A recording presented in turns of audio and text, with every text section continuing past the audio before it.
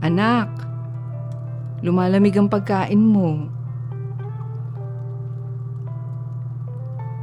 Anak, kumain ka Bawal na. magsinungaling.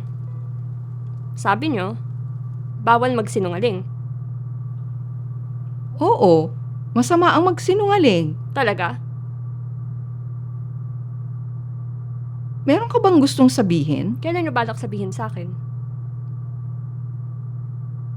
Hanggang kailan mo balak itago? Bakit hindi mo pinagtapat sa akin?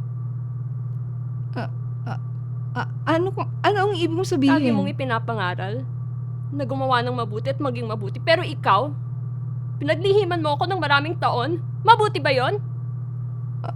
Anong sinasabi mo? Nagsinungaling ka! Nagsinungaling ka sa akin, hindi lang sa akin, pati sa sarili mo! Ano ang nangyayari? Kausapin mo ako. Ampon ako! Ampon lang ako! Anak, Ano to? Lokohan? Bakit lagi na lang ganito? Puro may tinatago, puro may lihim, puro kasinungalingan. Ikaw na nga lang pinagkakatiwalaan ko. Pwede mo naman ikaw paglilihiman mo rin ako.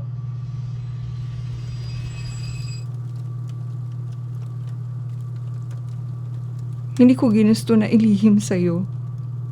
Hindi ko lang alam kung paano sasabihin. Kung anong magiging reaksyon mo. Kung masasaktan ka. Kung anong mararamdaman mo.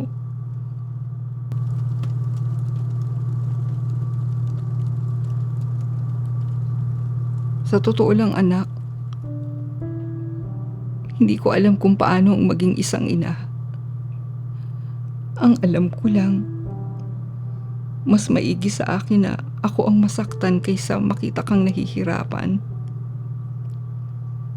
Mas maigi sa akin na ako ang magutom kaysa ikaw ang walang laman ng tiyan.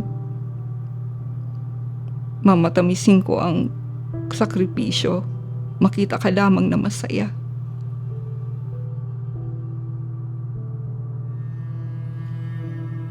Hindi ka man nagmula sa aking bahay bata. Tinuturing pa rin kitang isang gantimpala sapagkat ang mga anak ay mana na mula sa Panginoon. Humiling ako sa Diyos ng isang biyaya. Sa akin, ikaw ang ibinigay. Ikaw, anak, ang sagot sa aking panalangin.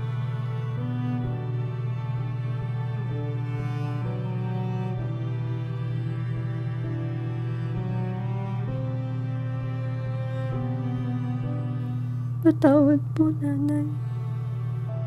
Hindi tayo dapat mahiya o tratuhin nating maliit yung isang inampon.